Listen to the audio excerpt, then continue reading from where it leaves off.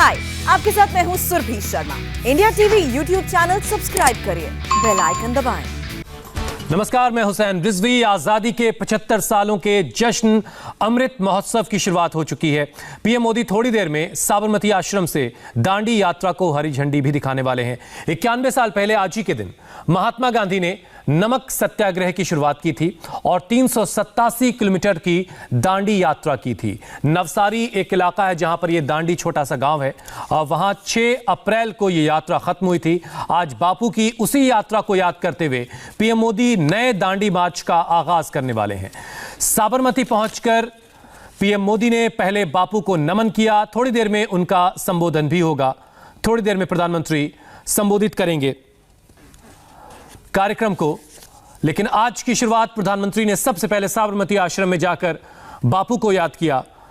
आजादी के 75 साल पूरे हो रहे हैं तो नमक सत्याग्रह के 91 साल हो रहे हैं। गुजरात की यह पावन धरा है। साबरमती आश्रम के इस स्थल पर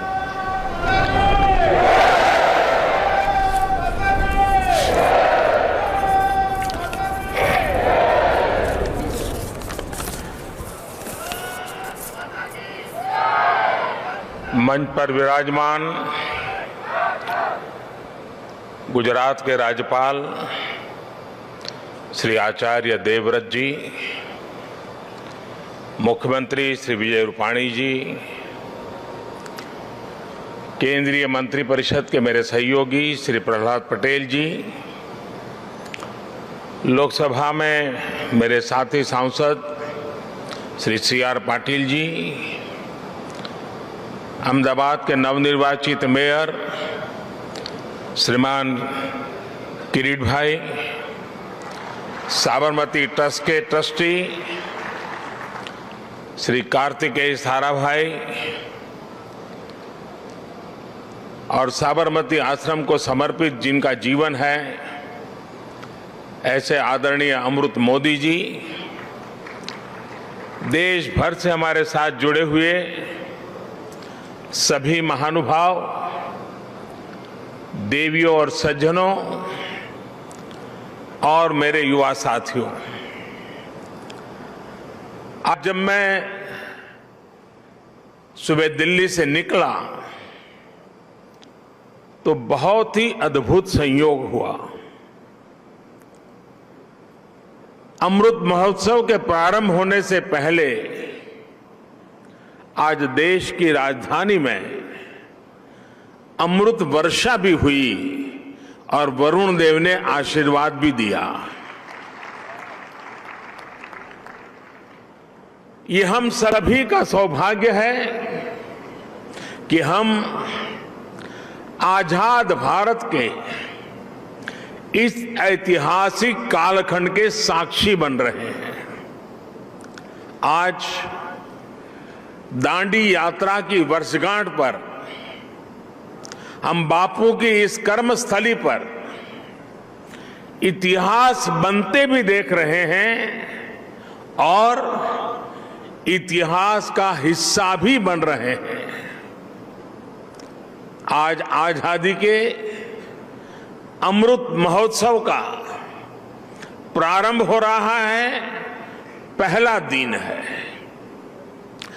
अमृत महोत्सव 15 अगस्त 2022 से 75 सप्ताह पूर्व आज प्रारंभ हुआ है और 15 अगस्त 2023 तक चलेगा। हमारे यहां मान्यता है कि जब कभी ऐसा अवसर आता है तब सारे तीर्थों का एक साथ संगम हो जाता है। आज एक राष्ट्र के रूप में भारत के लिए भी ऐसा ही पवित्र अवसर है। आज हमारे स्वाधीनता संग्राम के कितने ही पुण्य तीर्थ, कितने ही पवित्र केंद्र साबरमती आश्रम से जुड़े रहे हैं। स्वाधीनता संग्राम की पराकाष्ठा को प्रणाम करने वाली अंडमान की सेल्यूलर जेल, अरुणाचल प्रदेश से एंग्लो इंडियन वॉर की गवाह केकर मॉर्निंग की भूमि, मुंबई का अगस्त क्रांति मैदान, पंजाब का जलियांवाला बाग, उत्तर प्रदेश का मेरठ, काकोरी और झांसी, देश भर में ऐसे कितने ही स्थान पर आज एक साथ इस अमृत महोत्सव का श्री गणेश हो रहा है। ऐसा लग रहा है जैसे आजादी के असंख्य संघर्ष, असंख्य बलिदानों का और असंख्य तपस्याओं की ऊर्जा पूरे भारत में एक साथ पुनर्जागृत हो रही है। मैं इस पुण्य अवसर पर बापू के चरणों में अपने श्रद्धा सुमन अर्पित करता हूं। मैं देश के स्वाधीनता संग्राम में अपने आप को आहूत करने वाले, देश को नेतृत्व देने वाली सभी महान विभूतियों के चरणों में आदरपूर्वक नमन करता हूं, उनका कोटि कोटि वंदन करता हूं। मैं उन सभी वीर जवानों को भी नमन करता हूं जिन्होंने आजादी के बाद भी राष्ट्र रक्षा की परंपरा को जीवित रखा, देश की रक्षा के लिए सर्वोच्च बलिदान दिए, शहीद हो गए। जिन पुण्य आत्माओं ने आजाद भारत के पुनर्निर्माण में प्रगति की एक एक ईंट रखी, 75 वर्ष में देश को यहां तक लाए, मैं उन सभी के चरणों में भी अपना प्रणाम करता हूं। साथियों, जब हम गुलामी के उस दौर की कल्पना करते हैं जहां करोड़ों करोड़ लोगों ने सदियों तक आजादी की एक सुबह का इंतजार किया, तभी एहसास और बढ़ता है कि आजादी के 75 साल का अवसर कितना ऐतिहासिक है, कितना गौरवशाली है। इस पर्व में शाश्वत भारत की परंपरा भी है, स्वाधीनता संग्राम की परछाई भी है और आजाद भारत के गौरवान्वित करने वाली प्रगति भी है। इसलिए अभी आपके सामने जो प्रेजेंटेशन रखा गया उसमें अमृत महोत्सव के 5 स्तंभों पर विशेष जोर दिया गया है। Freedom struggle, ideas at 75, achievements at 75, actions at 75 और रिजॉल्व्स एट 75। ये पांचों स्तंभ आजादी की लड़ाई के साथ साथ आजाद भारत के सपनों और कर्तव्यों को देश के सामने रखकर आगे बढ़ने की प्रेरणा देंगे। इन्हीं संदेशों के आधार पर आज अमृत महोत्सव की वेबसाइट के साथ चरखा अभियान और आत्मनिर्भर इंक्यूबेटर को भी लॉन्च किया गया है। भाइयों और बहनों, इतिहास साक्षी है कि किसी राष्ट्र का गौरव तभी जागृत रहता है जब वो अपने स्वाभिमान और बलिदान की परंपराओं को अगली पीढ़ी को भी सिखाता है, संस्कारित करता है, उन्हें इसके लिए निरंतर प्रेरित करता है।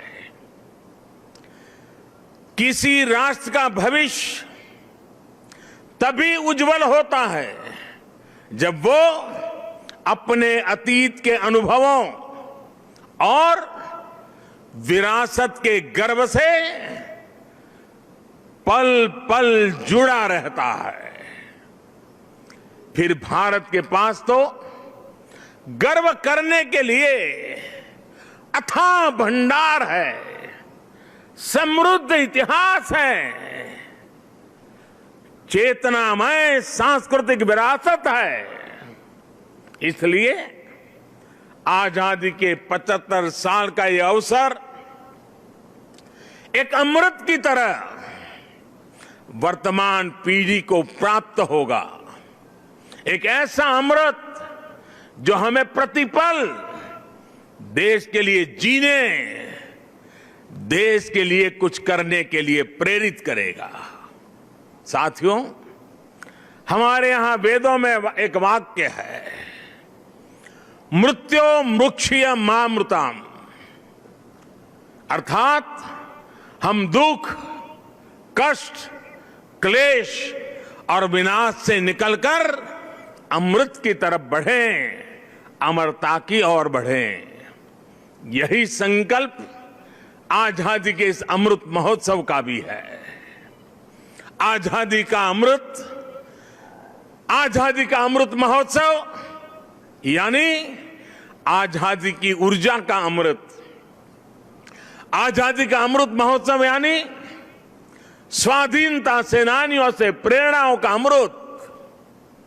आजादी का अमृत महोत्सव यानी नए विचारों का अमृत, नए संकल्पों का अमृत। आजादी का अमृत महोत्सव यानी आत्मनिर्भरता का अमृत। और इसलिए ये महोत्सव राष्ट्र के जागरण का महोत्सव है। ये महोत्सव सुराज्य के सपने को पूरा करने का महोत्सव है। ये महोत्सव वैश्विक शांति का, विकास का महोत्सव है। साथियों, अमृत महोत्सव का शुभारंभ दांडी यात्रा के दिन हो रहा है। उस ऐतिहासिक क्षण को पुनर्जीवित करने के लिए एक यात्रा भी अभी शुरू होने जा रही है। यह अद्भुत संयोग है कि दांडी यात्रा का प्रभाव और संदेश भी वैसा ही है जो आज देश अमृत महोत्सव के माध्यम से लेकर आगे बढ़ रहा है। गांधी जी की इस एक यात्रा ने आजादी के संघर्ष को एक नई प्रेरणा के साथ जन जन से जोड़ दिया था। इस एक यात्रा ने अपनी आजादी को लेकर भारत के नजरिए को पूरी दुनिया तक पहुंचा दिया था। ऐसा ऐतिहासिक और ऐसा इसलिए क्योंकि बापू की दांडी यात्रा में आजादी के आग्रह के साथ साथ भारत के स्वभाव और भारत के संस्कारों का भी समावेश था। हमारे यहां नमक को कभी उसकी कीमत से नहीं आंका गया। हमारे यहां नमक का मतलब है ईमानदारी। हमारे यहां नमक का मतलब है विश्वास। हमारे यहां नमक का मतलब है वफादारी। हम आज भी कहते हैं कि हमने देश का नमक खाया है। ऐसा इसलिए नहीं क्योंकि नमक कोई बहुत कीमती चीज है। ऐसा इसलिए क्योंकि नमक हमारे यहां श्रम और समानता का प्रतीक है। उस दौर में नमक भारत की आत्मनिर्भरता का एक प्रतीक था। अंग्रेजों ने भारत के मूल्यों के साथ साथ इस आत्मनिर्भरता पर भी चोट की। भारत के लोगों को इंग्लैंड से आने वाले नमक पर निर्भर हो जाना पड़े। गांधी जी ने देश के उस पुराने दर्द को समझा, जन जन से जुड़ी उस नब्ज को पकड़ा और देखते ही देखते ये आंदोलन हर एक भारतीय का आंदोलन बन गया, हर एक भारतीय का संकल्प बन गया। साथियों, इसी तरह आजादी की लड़ाई में अलग अलग संग्रामों, अलग अलग घटनाओं की भी अपनी प्रेरणाएं हैं, अपने संदेश हैं, जिन्हें आज का भारत आत्मसात कर आगे बढ़ सकता है। 1857 का स्वातंत्र संग्राम, महात्मा गांधी का विदेश से लौटना, देश को सत्याग्रह की ताकत फिर याद दिलाना, लोकमान्य तिलक का पूर्ण स्वराज का आह्वान, नेताजी सुभाष चंद्र बोस के नेतृत्व में आजाद हिंद फौज का दिल्ली मार्च, दिल्ली चलो, ये नारा आज भी हिंदुस्तान भूल नहीं सकता है। 1942 का अविस्मरणीय आंदोलन, अंग्रेजों भारत छोड़ो का वो उद्घोष, ऐसे कितने ही अनगिनत पड़ाव जिनसे हम प्रेरणा लेते हैं, ऊर्जा लेते हैं। ऐसे कितने ही हुतात्मा सेनानी हैं जिनके प्रति देश हर रोज अपनी कृतज्ञता व्यक्त करता है। 1857 की क्रांति के मंगल पांडे, तात्या टोपे जैसे वीर हों, अंग्रेजों की फौज के सामने निर्भीक गर्जना करने वाली रानी लक्ष्मीबाई हो, कित्तूर की रानी चेन्नम्मा हो, रानी गाइडिनल्यू हो, चंद्रशेखर आजाद, रामप्रसाद बिस्मिल, भगत सिंह, सुखदेव, राजगुरु, अत्फाउल्लाह खां, गुरुराम सिंह, टिटू जी, पोल रामास्वामी जैसे वीर हो, या फिर पंडित नेहरू, सरदार पटेल, बाबा साहब आंबेडकर, सुभाष चंद्र बोस, मौलाना आजाद, खान अब्दुल गफार खान, वीर सावरकर जैसे अनगिनत जननायक, ये सभी महान व्यक्तित्व आजादी के आंदोलन के पथदर्शक रहे हैं। आज इन्हीं के सपनों को भारत बनाने के लिए, उनके सपनों का भारत बनाने के लिए हम सामूहिक संकल्प ले रहे हैं, इनसे प्रेरणा ले रहे हैं। साथियों, हमारे स्वाधीनता संग्राम में ऐसे भी कितने आंदोलन हैं, कितने ही संघर्ष हैं जो देश के सामने उस रूप में नहीं आए जैसे आने चाहिए थे। ये एक एक संग्राम, संघर्ष अपने आप में भारत की असत्य के खिलाफ सत्य की सशक्त घोषणाएं हैं। एक एक संग्राम भारत के स्वाधीन स्वभाव के सबूत है। ये संग्राम इस बात का भी साक्षात प्रमाण है कि अन्याय, शोषण और हिंसा के खिलाफ भारत की जो चेतना राम के युग में थी, महाभारत के कुरुक्षेत्र में थी, हल्दी घाटी की रणभूमि में थी, शिवाजी के उद्घोष में थी, वही शाश्वत चेतना, वही अदम्य शौर्य भारत के हर क्षेत्र, हर वर्ग और हर समाज ने आजादी की लड़ाई में अपने भीतर प्रज्वलित करके रखा था। जननी जन्मभूमिश्च स्वर्गादपि करियसी, ये मंत्र आज भी हमें प्रेरणा देता है। आप देखिए हमारे इस इतिहास को, कोल आंदोलन हो या हो संघर्ष, खासी आंदोलन हो या संथाल क्रांति, कछोहा कछार नागा संघर्ष हो या कूका आंदोलन, भील आंदोलन हो या मुंडा क्रांति, सन्यासी आंदोलन हो या रमोसी संघर्ष, कित्तूर आंदोलन, त्रावणकोर आंदोलन, बारडोली सत्याग्रह, चंपारण सत्याग्रह, संबलपुर संघर्ष, चुआर संघर्ष, बुंदेल संघर्ष, ऐसे कितने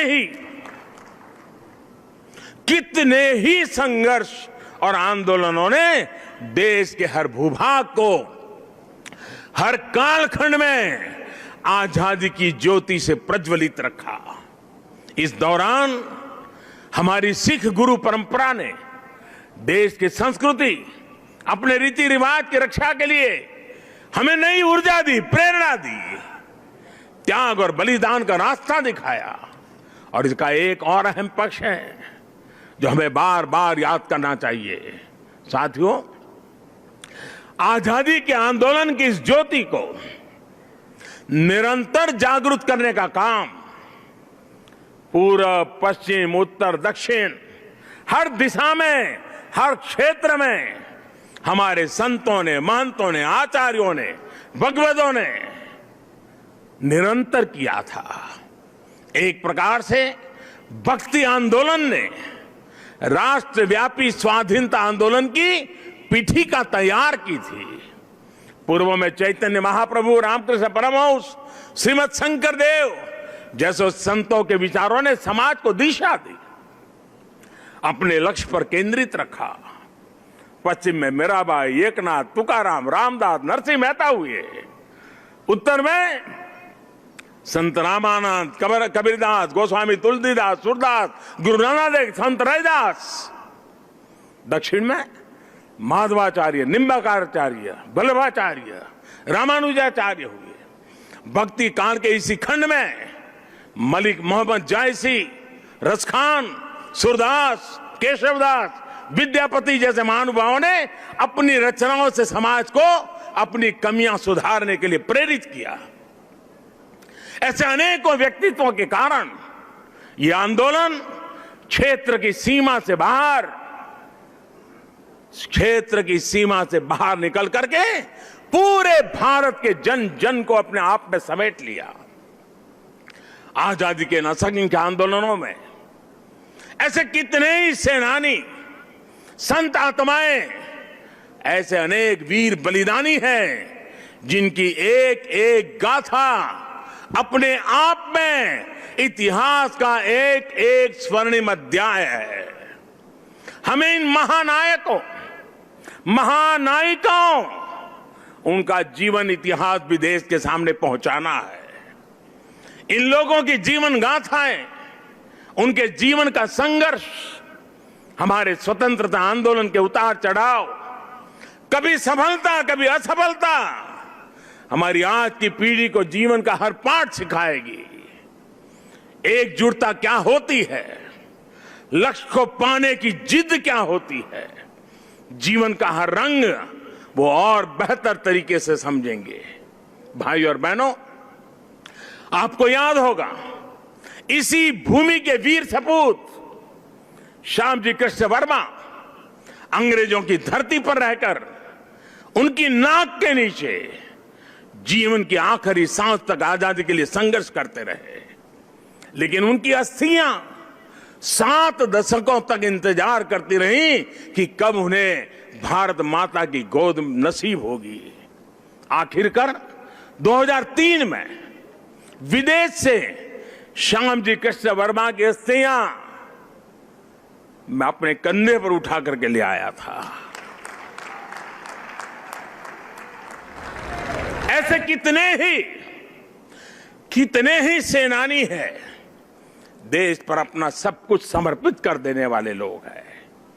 देश के कोने कोने से कितने ही दलित, आदिवासी, महिलाएं और युवा हैं जिन्होंने असंख्य तप और त्याग किए। याद करिए तमिलनाडु के 32 वर्षीय नौजवान कोडिकात कुमरन, उनको याद कीजिए। अंग्रेजों ने उस नौजवान को सिर में गोली मार दी, लेकिन उन्होंने मरते हुए भी देश के झंडे को जमीन में नहीं गिरने दिया। तमिलनाडु में उनके नाम से ही कोडिकात शब्द जुड़ गया, जिसका अर्थ है झंडे को बचाने वाला। तमिलनाडु की ही वेलु नाचियार वो पहली महारानी थी जिन्होंने अंग्रेजी हुकूमत के खिलाफ लड़ाई लड़ी थी। इसी तरह हमारे देश के आदिवासी समाज ने अपनी वीरता और पराक्रम से लगातार विदेशी हुकूमत को घुटनों पर लाने का काम किया। झारखंड में भगवान बिरसा मुंडा, उन्होंने अंग्रेजों को चुनौती दी थी। तो मुर्मू भाइयों ने संथाल आंदोलन का नेतृत्व किया था। ओडिशा के चक्रा बिसोई ने लड़ाई छेड़ी तो लक्ष्मण नायक ने गांधीवादी तरीकों से चेतना फैलाई। आंध्र प्रदेश में मन्यम बिरुडी यानी जंगलों के हीरो अल्लूरी सीराराम राजू ने रंपा आंदोलन का बिगल फूका था। पासल था खुंगचेरा ने मिजोरम की पहाड़ियों में अंग्रेजों से लोहा लिया था। ऐसे ही गोमधर, कंवर, लसित बोरफुकन और सीरत सिंह जैसे असम और पूर्वोत्तर के अनेकों स्वाधीनता सेनानी थे जिन्होंने देश की आजादी में योगदान दिया है। यहां गुजरात में बड़ौदा के पास जांबुगाड़ा जाने के रास्ते पर हमारे नायका कौम के आदिवासियों को बलिदान कैसे भूल सकते हैं। मानगढ़ में गोविंद गुरु के नेतृत्व में सैकड़ों आदिवासियों का नरसंहार हुआ। उन्होंने लड़ाई लड़ी। देश इनके बलिदान को हमेशा याद रखेगा। साथियों, मां भारती के ऐसे ही वीर सपूतों का इतिहास देश के कोने कोने में, गांव गांव में है। देश इतिहास के इस गौरव को सहेजने के लिए पिछले 6 सालों से सजग प्रयास कर रहा है। हर राज्य, हर क्षेत्र में इस दिशा में प्रयास किया जा रहा है। दांडी यात्रा से जुड़े स्थल का पुनरुद्धार देश ने 2 साल पहले ही पूरा किया था। मुझे खुद इस अवसर पर दांडी जाने का सौभाग्य मिला था। अंडमान में जहां नेताजी सुभाष बोस ने देश की पहली आजाद सरकार बनाकर तिरंगा फहराया था, देश ने उस विस्मृत इतिहास को भी भव्य आकार दिया है। अंडमान निकोबार के द्वीपों को स्वतंत्रता संग्राम के नामों पर रखा गया है।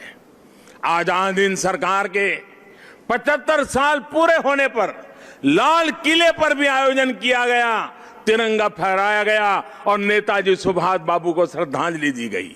गुजरात में सरदार वल्लभ भाई पटेल की विश्व की सबसे ऊंची प्रतिमा उनके अमर गौरव को पूरी दुनिया तक पहुंचा रही है। जलियांवाला बाग में स्मारक हो या फिर पाइका आंदोलन की स्मृति में स्मारक, सभी पर काम हुआ। बाबा साहब आंबेडकर से जुड़े जो 7 दशकों से भूले बिसरे पड़े थे, उनका भी विकास देश ने पंचतीर्थ के रूप में किया है। इस सब के साथ ही देश ने आदिवासी स्वाधीनता सेनानियों के इतिहास को देश तक पहुंचाने के लिए, आने वाली पीढ़ियों के लिए पहुंचाने के लिए हमारे आदिवासियों के संघर्ष की कथाओं को जोड़ता हुआ देश में म्यूजियम बनाने का एक प्रयास शुरू किया है। साथियों, आजादी के आंदोलन के इतिहास की तरह ही आजादी के बाद के 75 वर्ष की यात्रा सामान्य भारतीयों के परिश्रम, इनोवेशन, उद्यमशीलता का प्रतिबिंब है। हम भारतीय चाहे देश में रहे हो या फिर विदेश में, हमने अपनी मेहनत से खुद को साबित किया है। हमें गर्व है हमारे संविधान पर, हमें गर्व है हमारी लोकतांत्रिक परंपराओं पर। लोकतंत्र की जननी भारत आज भी लोकतंत्र को मजबूती देते हुए आगे बढ़ रहा है। ज्ञान विज्ञान से समृद्ध भारत आज मंगल से लेकर चंद्रमा तक अपनी छाप छोड़ रहा है। आज भारत की सेना का सामर्थ्य अपार है, तो आर्थिक रूप से भी हम तेजी से आगे बढ़ रहे हैं। आज भारत का स्टार्टअप इकोसिस्टम दुनिया में आकर्षण का केंद्र बना है, चर्चा का विषय है। आज दुनिया के हर मंच पर भारत की क्षमता और भारत की प्रतिभा की गुंज है। आज भारत अभाव के अंधकार से बाहर निकलकर 130 करोड़ से अधिक आकांक्षाओं की पूर्ति के लिए आगे बढ़ रहा है। साथियों, ये भी हम सभी का सौभाग्य है। आजाद भारत के 75 साल और नेताजी सुभाष चंद्र बोस की जन्म जयंती के 125 वर्ष हम साथ साथ मना रहे हैं। ये संगम सिर्फ तिथियों का ही नहीं, बल्कि अतीत और भविष्य के भारत के विजन का भी अद्भुत मेल है। नेताजी सुभाष चंद्र बोस ने कहा था कि भारत की आजादी की लड़ाई सिर्फ ब्रिटिश साम्राज्यवाद के विरुद्ध नहीं है, बल्कि वैश्विक साम्राज्यवाद के विरुद्ध है। नेताजी ने भारत की आजादी को पूरी मानवता के लिए जरूरी बताया था। समय के साथ नेताजी की ये बात सही सिद्ध हुई। भारत आजाद हुआ तो दुनिया में दूसरे देशों में भी स्वतंत्रता की आवाजें बुलंद हुई और बहुत ही कम समय में साम्राज्यवाद का दायरा सिमट गया। और साथियों, आज भी भारत की उपलब्धियां आज सिर्फ हमारी अपनी नहीं है, बल्कि ये पूरी दुनिया को रोशनी दिखाने वाली है, पूरी मानवता को उम्मीद जगाने वाली है। भारत की आत्मनिर्भरता से ओतप्रोत हमारी विकास यात्रा पूरी दुनिया की विकास यात्रा को गति देने वाली है। कोरोना काल में यह हमारे सामने प्रत्यक्ष सिद्ध भी हो रहा है। मानवता को महामारी के संकट से बाहर निकालने में, वैक्सीन निर्माण में भारत की आत्मनिर्भरता का आज पूरी दुनिया को लाभ मिल रहा है। आज भारत के पास वैक्सीन का सामर्थ्य है तो वसुधैव कुटुंबकम के भाव से हम सबके दुख दूर करने में काम आ रहे हैं। हमने दुख किसी को नहीं दिया, लेकिन दूसरों का दुख कम करने में खुद को खपा रहे हैं। यही भारत का आदर्श है, यही भारत का शाश्वत दर्शन है, यही आत्मनिर्भर भारत का भी तत्व ज्ञान है। आज दुनिया के देश भारत का धन्यवाद कर रहे हैं, भारत में भरोसा कर रहे हैं। यही नए भारत के सूर्योदय की पहली छटा है, यही हमारे भव्य भविष्य की पहली आभा है। साथियों, गीता में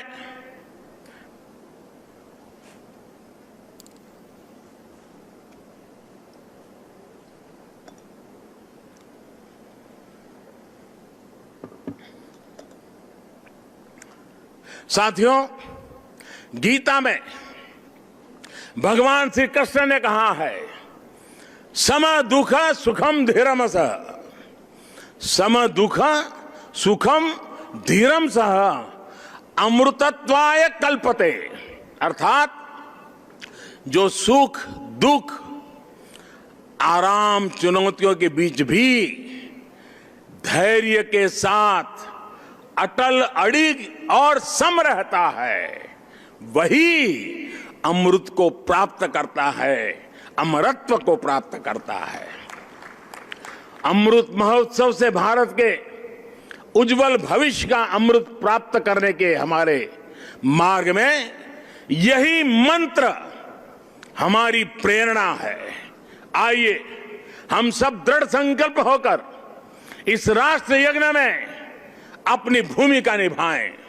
साथियों, आजादी के अमृत महोत्सव के दौरान देशवासियों के सुझावों से, उनके मौलिक विचारों से अनगिनत असंख्य आइडिया निकलेंगे।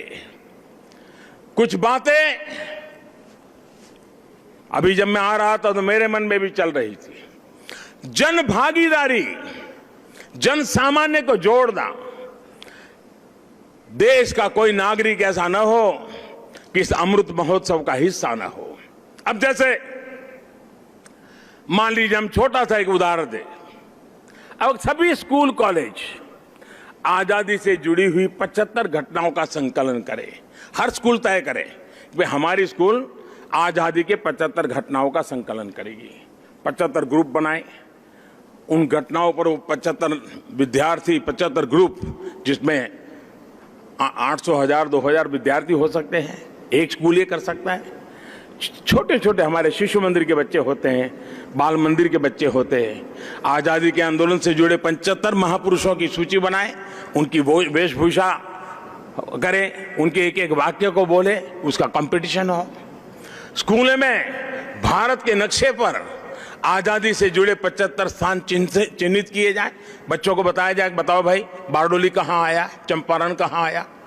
लॉ कॉलेज के छात्र छात्राएं ऐसी 75 घटनाएं खोजे। और मैं हर कॉलेज से आग्रह करूंगा, हर लॉ स्कूल से आग्रह करूंगा 75 घटनाएं खोजे, जिसमें आजादी की लड़ाई जब चल रही थी तब कानूनी जंग कैसे चला, कानूनी लड़ाई कैसे चली, कौन लोग थे कानूनी लड़ाई लड़ रहे थे, आजादी के वीरों को बचाने के लिए कैसे कैसे प्रयास हुए, अंग्रेज सल्तनत के जुडिशरी का क्या रवैया था, सारी बातें हम लिख सकते हैं।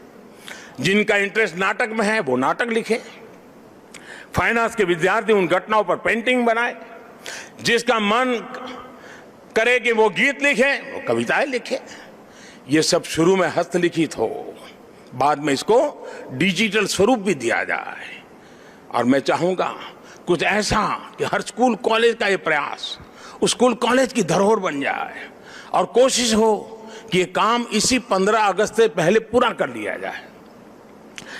अब देखिए पूरी तरह वैचारिक अधिष्ठान तैयार हो जाएगा, बाद में इसे जिला व्यापी, राज्यव्यापी, देशव्यापी स्पर्धाएं भी आयोजित हो सकती हैं।